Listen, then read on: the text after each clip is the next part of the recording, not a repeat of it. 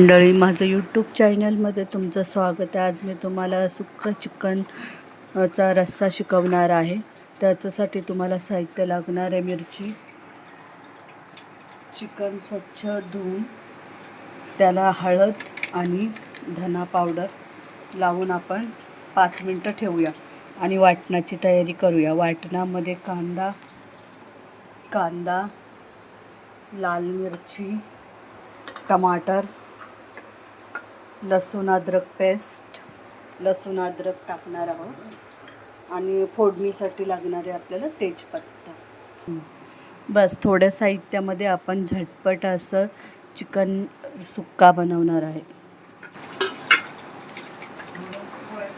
आपण रेसिपीला सुरुवात करूया. तर प्रथम आपण टाकणार आहे तेजपत्ता, नंतर 1 चम्मच घरचा मसाला आणि मग हे वाटण वाटलेलं आपण टाकणार आहे बाजूला.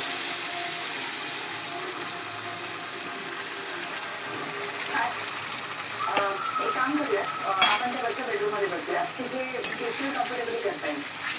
तू पुढे हो, तुझं त्याच्यात मारून ठेव. ओके, आता आपण चवीनुसार मीठ टाकणार आहोत. आपण हळद आणि धनापूड लावलेलं चिकन टाकणार आहे आणि चांगलं असं शिजू देणार आहे. अर्धा घंटा चांगलं 30 मिनटं आपण ह्याला चांगलं वाफेवर शिजवून घेणार आहे.